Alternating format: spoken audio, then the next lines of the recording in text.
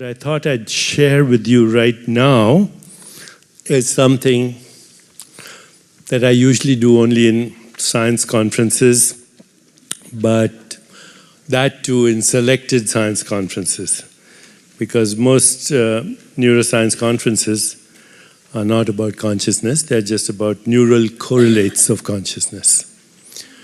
Most scientific conferences are not about consciousness, they're about neural correlates. Okay, well, what's happening at the level of electrochemistry. Okay, this is a diagram taken from the work of Dan Siegel, who's a Buddhist scholar and professor at UCLA, a friend of John Kabat-Zinn and a great friend of ours. He's adapted this from the original description of what the Buddha called the wheel of awareness. So awareness is the wheel. And there's a story about this too, by the way. So the story is that 2,500 plus years ago, the Buddha is standing on the streets of awareness, which is correct, on the streets of Benares, an ancient city in India 2,500 years ago. And he's with the same guy that smiled when he showed the flower, Ananda. And there's a lot of traffic on the street. India was crowded even 2,500 years ago. Always been overpopulated. So lots of bullock carts and cows and bulls and goats and humans are passing the street. And so Ananda says to the Buddha, he says, you know, we have a lot of time, it seems. It's going to take a while to cross the street. Why don't you teach me about life? So at that precise moment, there's a chariot going by, and Buddha points to the wheel of the chariot, and he says, that's life, awareness and experience. The hub of the wheel is the five senses that we've been talking about. No, sorry, the hub of the wheel is all the things we can be aware of. And then the cancel what I said. The hub of the wheel is awareness. The rim of the wheel is all the things that awareness can be aware of. Okay. So strike the first two sentences that I used. Awareness is the hub, and that's the rim. The first quadrant is the five senses. The second quadrant is the body, which includes your musculoskeletal system and also the visceral organs that we learn about in the practice of yoga and pranayama and all those. And then the third quadrant is feeling, sensation, thoughts, images in mental space. So we've all talked about that now. And the fourth quadrant is the web of relationship, because we exist only in relationship. That's one of the other teachings of the Buddha. The separate self does not exist. We exist only in relationship. And these days that relationship includes microbiome and all the bacteria and everything else. So, but on a macro level, family, friends, social community, world, universe, everything that is the ecosystem in which we are embedded. So he talks about this, and there are, as usual, meditations that we can do, not today, on the hub and the wheel and the rim. But here's another diagram that is a good map. Remember, now we're moving from spirituality to science. Okay, so bear with me a little bit. But these are the constructs that we have created to explain experiences. So there's mind-body therapies, everything these days that is getting attention, especially here with all the research we're doing, and then how that includes everything that is an experience in the mind translates into an experience, not an experience, a correlate in the brain. Here's one of the most important nerves that we have learnt about, the vagus nerve. The vagus nerve is the 10th cranial nerve, and it goes from your midbrain to all the organs in your body. So it goes first, actually influences your facial expressions, whether you're looking happy or unhappy. It influences the tone of your voice, friendly or unfriendly. It influences heart rate variability, relaxed or stressed. And then it goes through the diaphragm and it innervates every organ in the body, in the abdomen. So the vagus nerve is the most important nerve of the what we call the parasympathetic nervous system. Now we have in addition something called the sympathetic nervous system, which is what gets on overdrive when people are stressed. So that leads to inflammation, of course, and inflammation leads to chronic diseases. It messes up the microbiome, etc., gene expression. And so life is a dance between the sympathetic, our biology is a dance between the sympathetic and the parasympathetic nervous system. Right now the world is inflamed, it's on fire, it has a fever because of sympathetic overdrive. When you meditate, then you stimulate the vagal tone. When you do pranayama, you stimulate vagal tone. When you do yoga asanas, whether it's cat-cow or Surya Namaskar, all those asanas actually stimulate the vagal tone, and then that vagus nerve influences every organ in your body up to the microbial colonies in your stomach, in your gut, etc. And now we know those microbial genes in turn produce things like dopamine and oxytocin and opiates and serotonin, which are not only molecules of emotion, but they feed back on the brain and change your mood.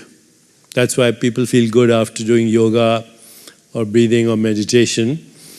And at the same time, there are nerves that are branches of the vagus nerve, but also there are nerves that go from the there are peptides that go from the gut microbiome to your immune system. So your immune system has all these cells called leukocytes, macrophages, eosinophils, basophils, monocytes, and they are part of the intelligence of the human body. So you have brain intelligence, you have heart intelligence, you have gut intelligence, and you have immune intelligence, and they're all part of the same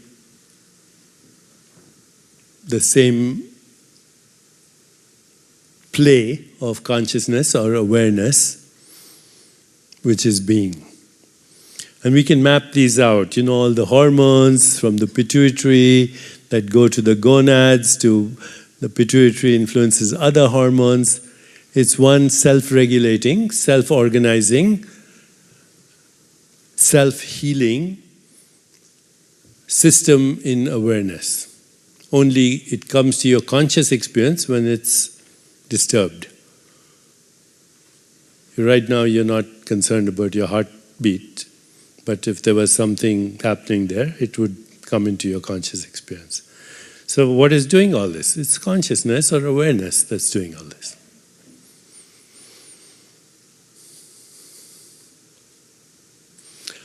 So here we are now. I put this slide presentation together, you know, after speaking to many people, but Rupert Spira is very much a part of my thinking as I went into this, and so is Dan Siegel.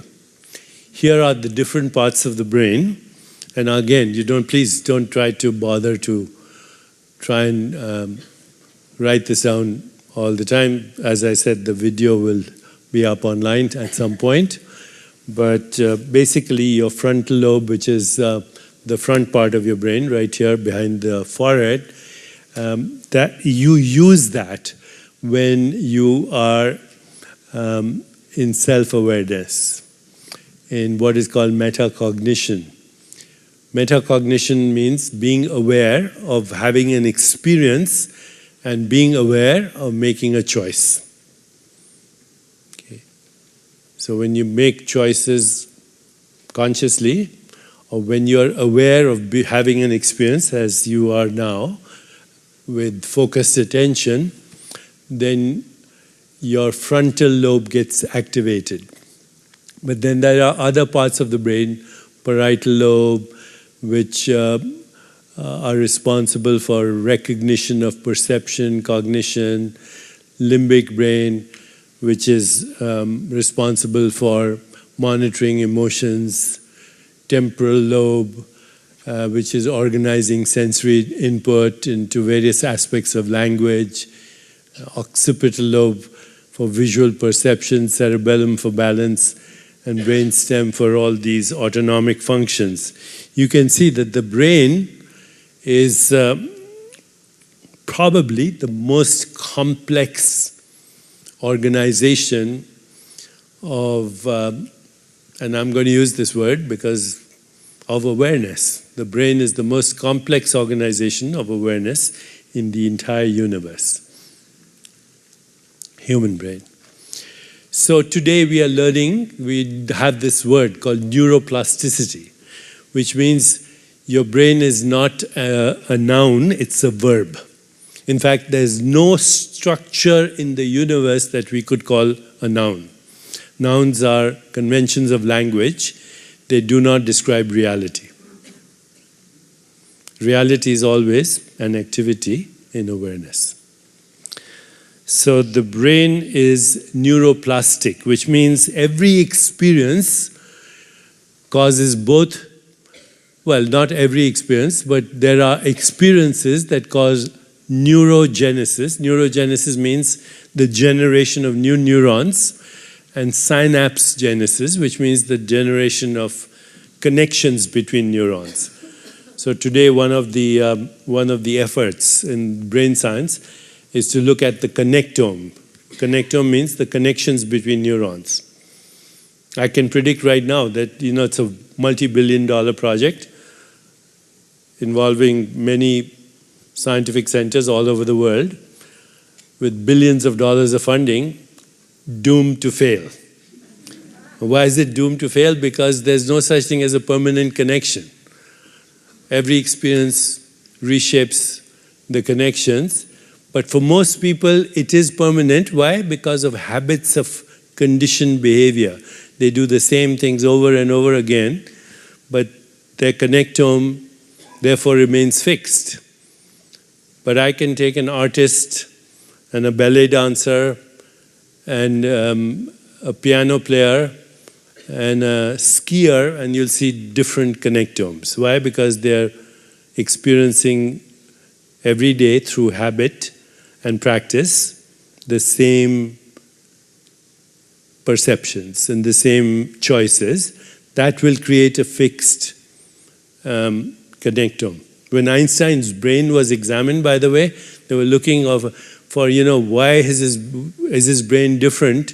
Because he was so smart. The part of his brain, and it was different, but the part of his brain that was most different was not the brain that explores intellectual knowledge. It was the part of the brain that controlled his hand movements, because he also liked to play the violin. So the more you do something, the more there is a connection. In any case, now we know that synapses and neurons are regulated by experience, and that our original brain, when we are born, is of course created by our genes, but then it is sculpted by our experiences. In fact, as we grow up, the connections and the neurons whittle down to the experiences that have sculpted our particular brain. Mindful awareness and meditation are a form of internal experience that promote plasticity. And also we can, through reflection, like we've been doing this week, we can change the prefrontal cortex. This is a part of the brain called the insula, and it's buried between the parietal lobe and the frontal lobe, actually, here frontal lobe. It's like an island, and this gets activated when we have intuition, the sutras that we learnt, but it also is dysfunctionally activated when people have these emotions or addictions, or cocaine or alcohol or food or nicotine, or when they experience dysfunctional emotions. So it depends on how the wiring is. But through interoception is what is called pratyahara in yoga. When we learn through yogasanas and about the kriyas and the bandhas, then insula is activated, and we can actually change the insula by having awareness of our heart, lungs, and gut. This is the reptilian brain, which is also called the midbrain. It houses these control centers for prompt breathing, swallowing, heartbeat, electrolytes, and so on. And then the limbic brain, which is the mammal's brain, which regulates, or which is the seat through which we regulate our emotions. So mammals are different from reptiles in that very important emotional lives. They sing, they play, they bond, whether as families or groups or communities, and ultimately as nations and tribes. And how do we bond with each other? Through facial expression, touch, tone of voice, eye contact, body language, and play. This is what happens to a baby in the first year of life. If the mother and the baby have this bond, then they are emotionally and spiritually, and even non-locally, correlated. And that's why the first few years of life are very important. I mentioned the 4 A's: attention, deep listening; affection, deep caring; appreciation, noticing qualities that are lovable, and everyone has those; and acceptance, not trying to change another person, but allowing them to express their full potential. When that happens, the limbic brain allows you to bond. And that is a very important aspect of our creativity as well. So the limbic brain is the seat of emotions. Emotions have biological functions. And as far back as Darwin, he said emotions are a result of natural selection, favors emotions for the same reason it does any feature: enhance survival. So this is part of the emotional brain or limbic brain as well. I think too many details here. Amygdala is where it gets activated when you're stressed, when you feel anxiety or fear. Now here's something that recently has been found. If you listen to somebody with empathy, which means you feel what they feel, and you don't interrupt them, and you don't give them advice, then the person who you're listening to, their amygdala will cool down, which means their anxiety will be relieved. So much for psychotherapy or any other intervention. Just deep listening with empathy and without interruption, which means you're trying to feel what they feel. The person's amygdala will cool down. So emotions speed up the development and modulate the activity of both the neocortex and the limbic brain. And then we have this new brain, which we call the neocortex, which is only 4 million years old in evolution. So the limbic brain is 100 million years old. The midbrain, the reptilian brain, is 300 million years old. And the neocortex is only 4 million years old. And it started to grow explosively when we started to create stories. And we started to tell each other stories. And as a result, what we have is a human civilization. Stories about, we made them up basically. Stories about money, about nation states, about God, about every experience. We gave it a construct, and this brain grew. And now we know that it can actually evolve through mindfulness training and through everything that you have learned this week. Also allows this brain to increase the number of neurons and connections.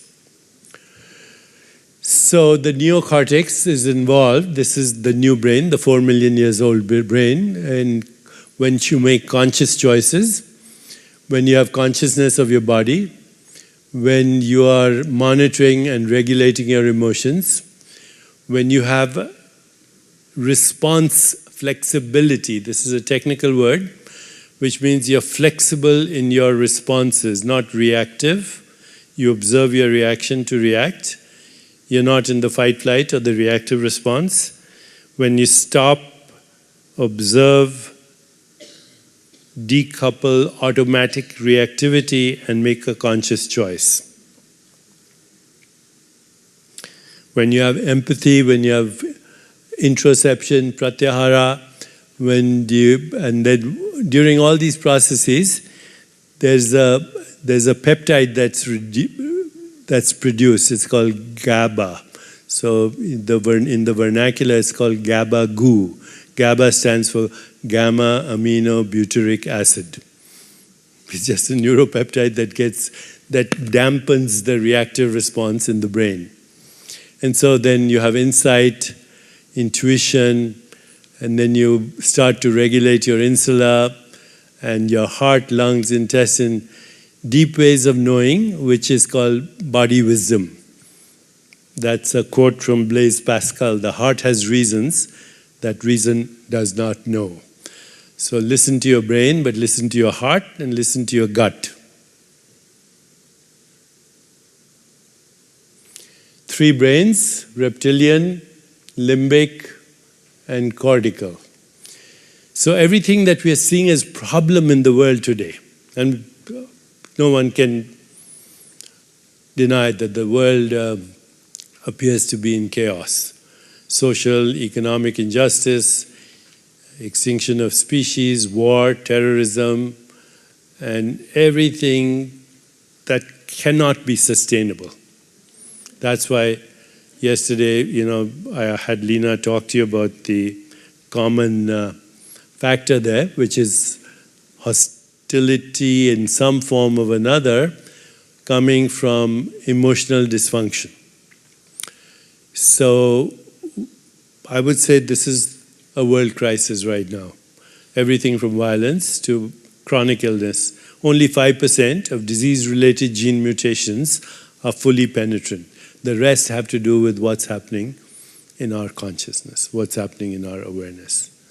What's happening then is being reflected in the mind, the brain, the body, and then in society as an extension of that. There's a disconnect between the emotional brain, the cortical brain, and the reptilian brain. I'll forget Darwin for now, brilliant though he was.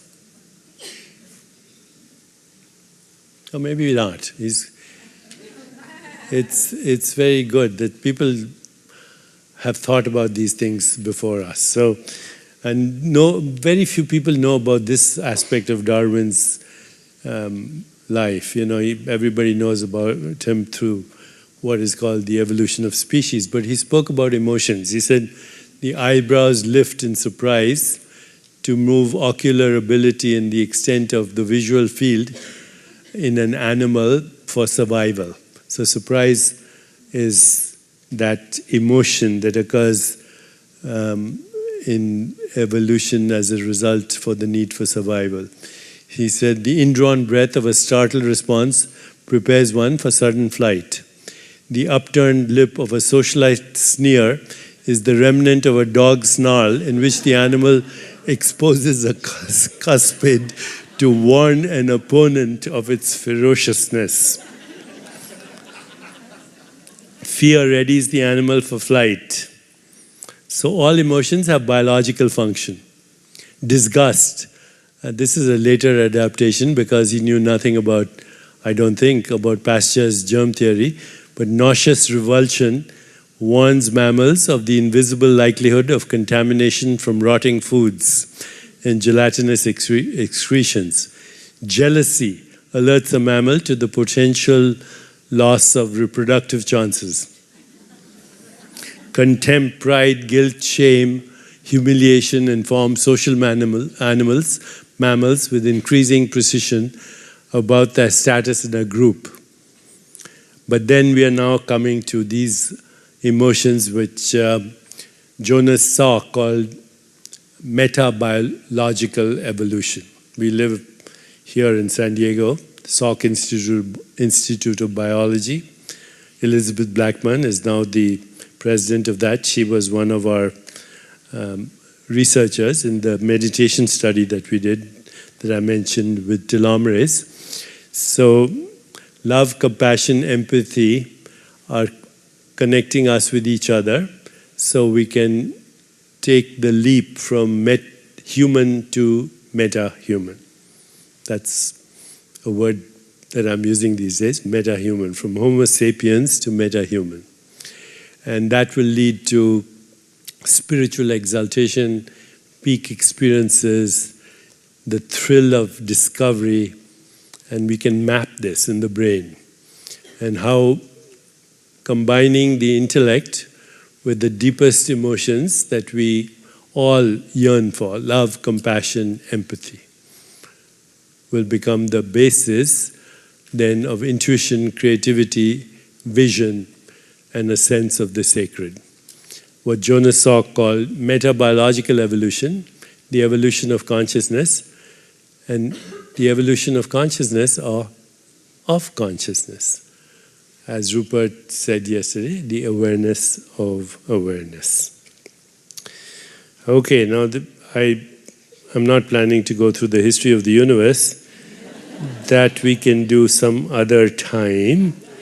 But that's also very interesting for those who are interested in such matters. But here are some important things for us to take away.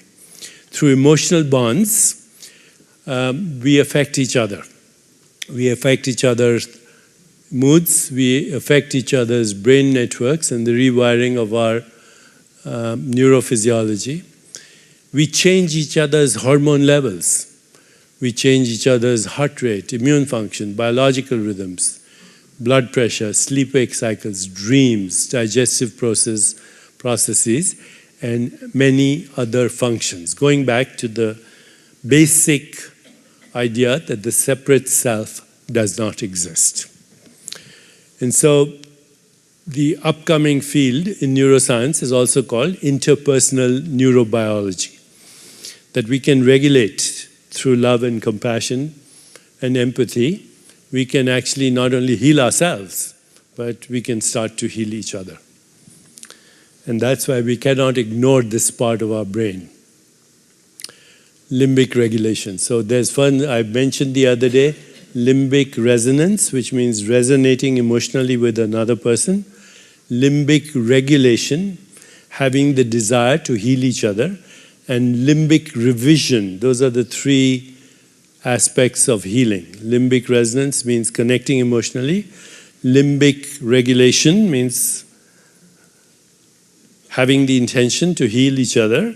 And then limbic revision means changing our brains. You revise the neural networks. So now we'll come to the conclusion, what do we need to do? I mean, I've given you a lot of things to think about, but what we need to do is live mindfully or live awarefully.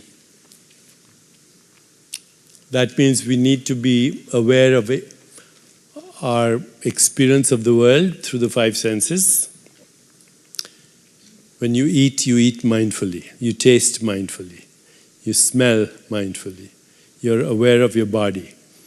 And the food that you eat will be metabolized in a completely different pathway than if you're eating on the run, or you're watching a movie, or doing anything else. But if you have awareness, when you eat, the food is metabolized. Many years ago, I came across a study in the journal Science where these investigators were feeding rabbits a diet that was extremely high in cholesterol. And they found, to their amazement, that there was one group of rabbits that didn't get the same degree of elevation of cholesterol or hardening of the arteries. And they found that the only difference between the rabbits who were getting the hardening of the arteries and the high cholesterol levels was that the technician who was feeding them, instead of just throwing the food at them, he would take them out of their cages and he would pet them and cuddle them and kiss them and then give them the same poisonous food. But now, different neuropeptides in the brain that transferred the cholesterol into a completely different metabolic pathway. So it doesn't matter. If you're in relationship, be mindful. If you're eating, be mindful. If you're enjoying music, be mindful. Be aware. And also learn now, and this is what we are learning through yoga and meditation and all the practices, be aware of your body. Your body is nothing other than a fluctuation of consciousness. It's made out of consciousness. So, breath awareness, heart awareness, visceral awareness, awareness of sensations, images, feelings, thoughts, contemplative meditation, as we are doing this week, metacognition, awareness of sensory experience and awareness of choices. That's what metacognition is. Observing ourselves having a sensory experience, intentional perceptual experience, and self-observation. This activates your prefrontal cortex. Okay, so enlightenment is just another word that humans have invented, but this is what it ultimately, this is the roadmap. Okay? You have the first step already. We started the first day with primordial sound meditation. Non-reactivity. When you're non-reactive, you override the midbrain. This is a good acronym, STOP, S-T-O-P. And now we have, of course, drop in as an ad, but this is while you're in action. Okay, S stands for stop. T, take 3 deep breaths and smile. It changes your biology. O, observe the sensations in your body. And then P, proceed with awareness and compassion. Cultivating these divine attitudes, gratitude, loving kindness, compassion, joy, equanimity. We have a study from our center which shows that when people ask the question, what am I grateful for, which you're doing now, their inflammatory markers go down, which is amazing. They're just asking that question and then experiencing what happens as a result of that question. Non-judgmental awareness of the external and internal world. Interoception, the value of these yogic techniques, pratyahara, bandhas, kriyas, yoga, nidra. Transcendence, which is through mantra practice. And then metacognition, slowly then moving from waking, dreaming, deep sleep, what we call fourth state, turiya, soul consciousness, cosmic consciousness, divine consciousness, unity consciousness. Okay. Early research, we're getting this paper published as we speak right now in a journal, that early research shows that people like yourselves who've been through this course, if they keep practicing this daily practice, which tomorrow you'll get the summary of, there's a slow shift in their identity in the direction of local to non-local. There's a shift in their cognitive mechanisms, which means more intuition, more creativity, more vision. There's a shift in their emotional well-being, from being stressed to having those qualities of love, compassion. And there's a shift in perception. And we've come up with this word, second attention. Second attention, first attention is you see what everybody else sees. Flower, microphone. Second attention is you see the whole in the part and the part in the whole, but you also understand context. You understand meaning, you understand relationship, and that leads to synchronicity, creativity, and the organizing power of attention. So we submitted this paper actually to some journals. A lot of them rejected it, but finally we have a journal that has asked us to make a few revisions, and soon it will be published in a peer-reviewed journal. Okay, so I'm going to stop here. We have another 17 minutes. It's our perception of change. So let's have the microphones, and then I'll try and answer some questions this afternoon as well.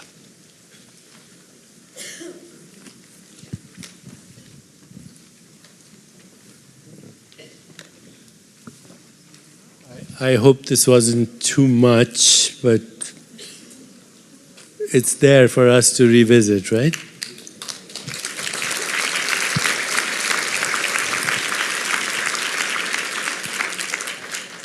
Hi, thank you. Gosh, first I've realized that Journey into Healing back in Georgia at Lake Lanier Islands, when your shower also didn't work, it's been a decade now, so thank you very much. And I wanted to first share, because I feel like giving, and then I do have a question. But there's been parents asking questions about with their children, and in the decade of experience with this now, I can tell you the gratitude practice is something that works really, really well, even if they don't sit down and meditate. My kids and I talk every day about 3 things we're grateful for, and they're teenagers. My son is 14, my daughter's 16. And I was on the phone with my daughter last night. She's crying because kids are comparing, where they're at for grade point averages and valedictorian and things like that. And I said, tell me something you were grateful for today. And she said, well, in literature, we're studying Emerson. And she said, my teacher was so excited, I'm the only one that really gets what he's saying. Oh, good. Good. I said, you're good, baby, you're good. And my son will knock on my door and say, I was going to sleep, but before I go to sleep, I want to tell you the 3 things I'm grateful for today. Oh, that's beautiful. So, and they're doing great. They're happy kids. So my question, total shift in perception, is with pure awareness being the screen, and us, that's the non-local, we being the local. Speak to me on your thoughts when people say when a loved one has passed, and then in certain wisdom traditions or religion or practice that we should cut cords, we should let them go because their soul needs to go on and do their thing. Well, technically, it's just they're really not in our movie anymore. Or they may be aspects of our movie. But my understanding with that, if awareness it's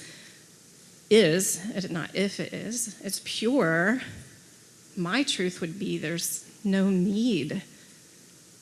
But yet, I get it. Do we keep them somehow more in the local by our energy? What are your thoughts? So let me share with you, to the best of my capacity, on a practical level.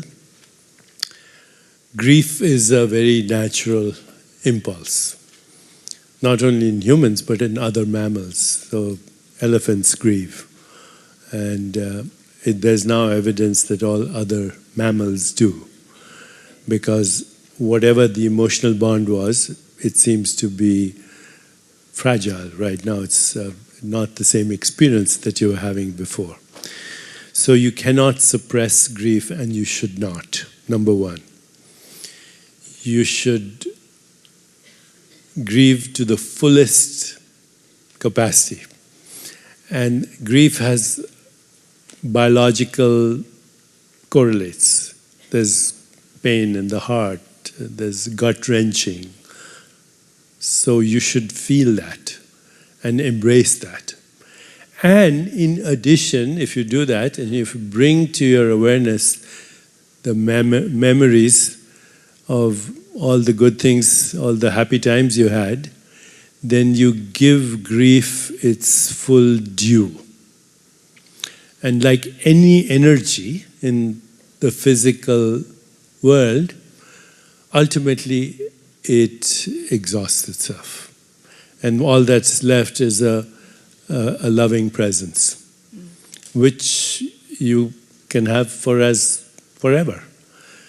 So from a practical point, that's the thing to do. If you suppress it, it creates more discomfort. As Rumi says, the cure of pain is in the pain.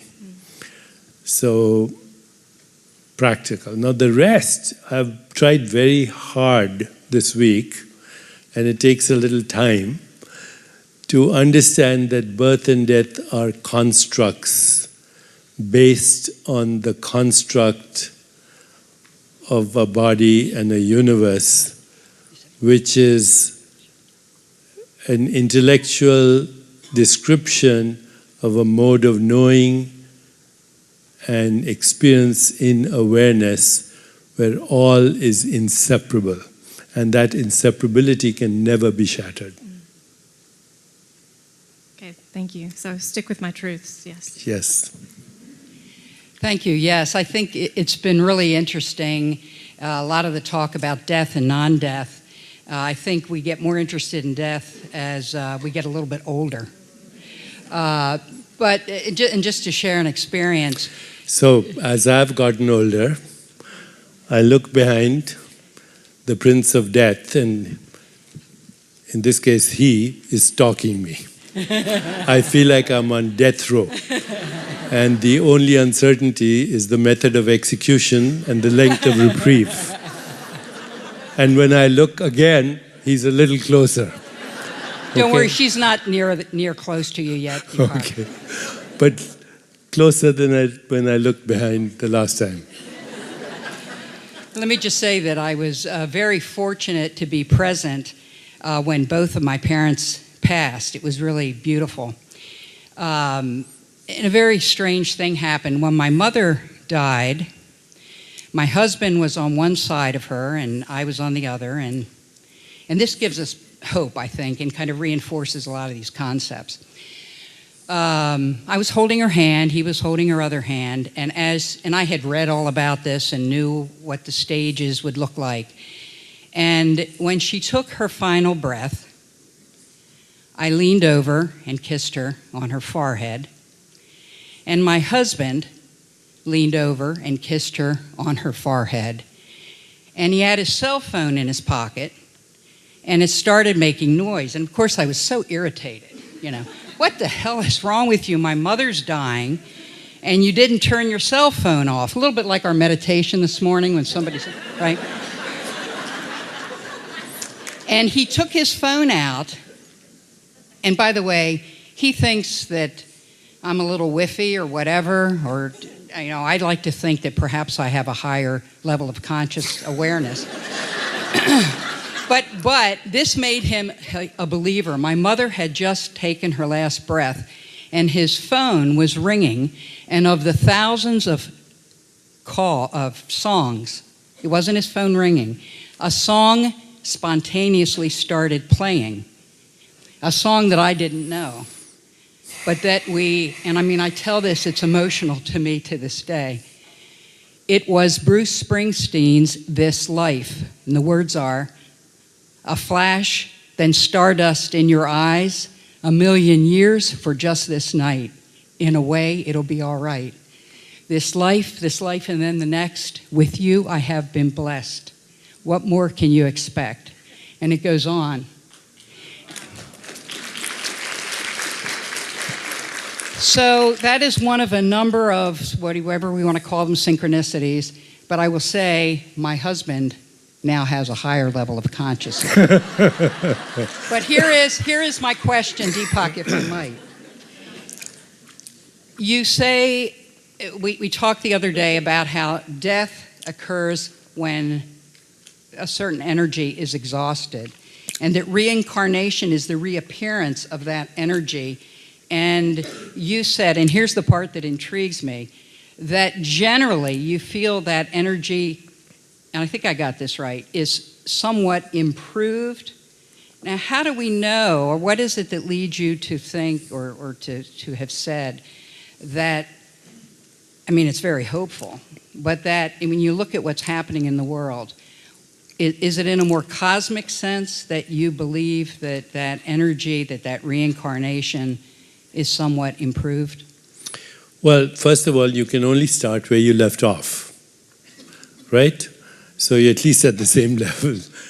But the second thing is we know that everything evolves. Biological species evolve, the universe is evolving. So evolution is a never-ending horizon. So the words we use in the company I keep, there's recursion, there's self-regulation, there's complementarity, which means mind and body go together, and there is evolution, there's the next step. It's like a spiral. And to what purpose? To this finding the light of awareness, ultimately. So that's my answer.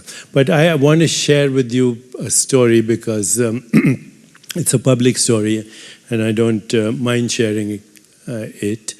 So over the last since 1988 or so, I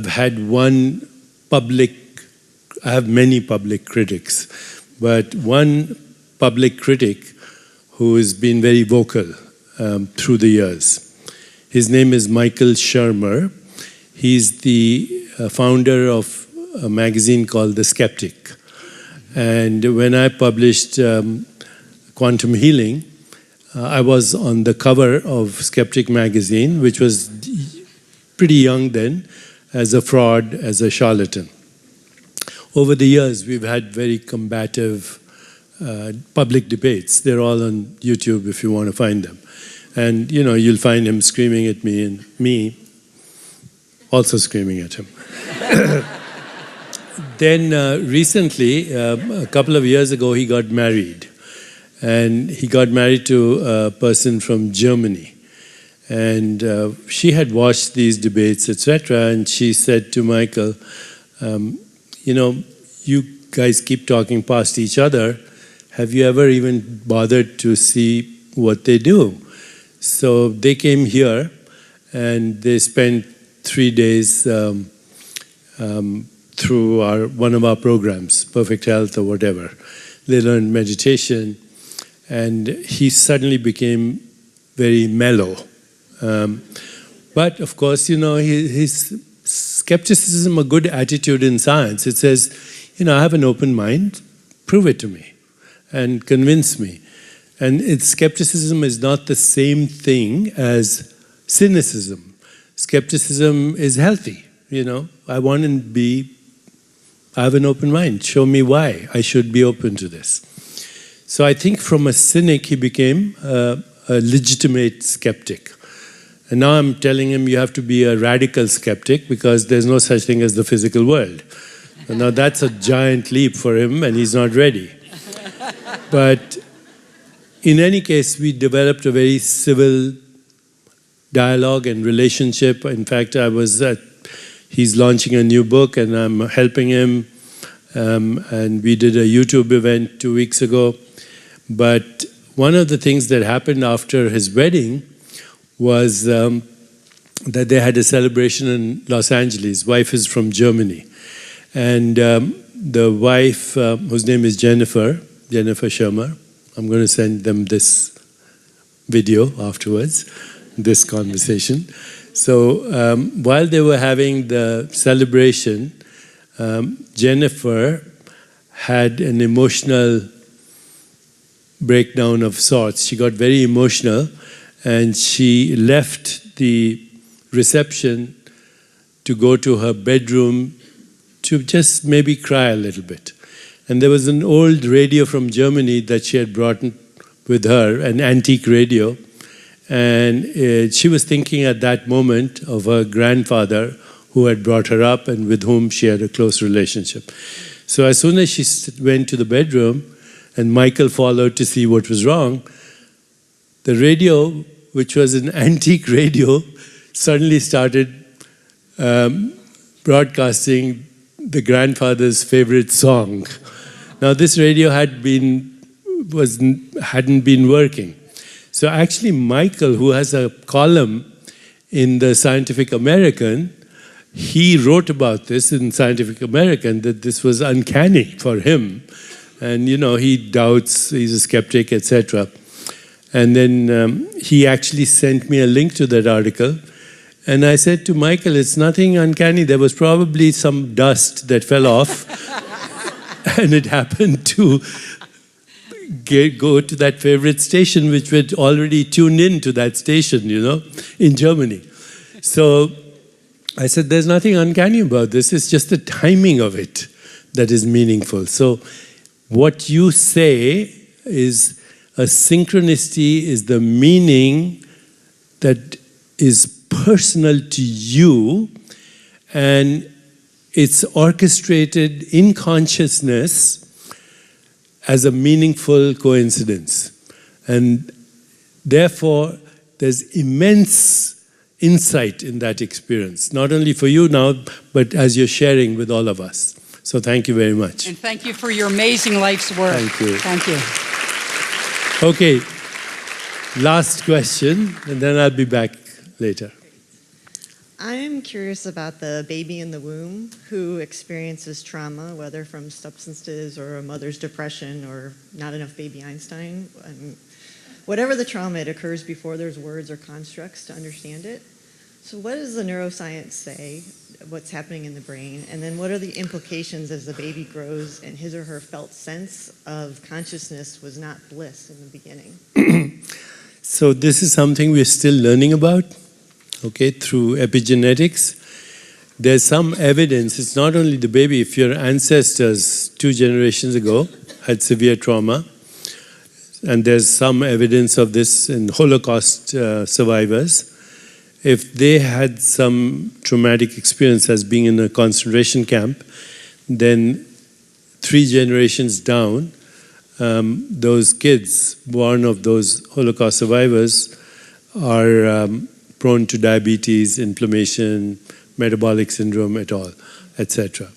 There's also evidence from the famine in the Netherlands during the war, when people went through intense starvation, their progeny are at risk for diabetes, metabolic syndrome, inflammation. So we're still learning about this, and in animals it's very clear that if a rat or a mouse is traumatized with an electrical shock, even a mild electrical shock, and exposed to a smell, then future generations, maybe up to 7 generations, will be afraid of that smell because there's a link somewhere with that smell to the electrical shock. And the more we look at epigenetics, the clearer it will become. But here's, if a baby's in the womb, there's no constructs, but the mother and father are fighting and having an argument, and the door is slammed, and there's a police alarm maybe, or whatever, then the baby's brain will connect that sound with the stress hormones that are being secreted in the mother, and will go into a stressful response even in the womb. And then postpartum, if that baby hears that sound, the slamming of the door, it'll have adrenaline, cortisol upsurge, and we call that free-floating anxiety, because we don't know, the baby doesn't know the reason for it, but it's experiencing it. So epigenetics leads to a lot of conundrums and a lot of questions, and we're still in that phase right now. Okay, thank you very much. I'll see you soon.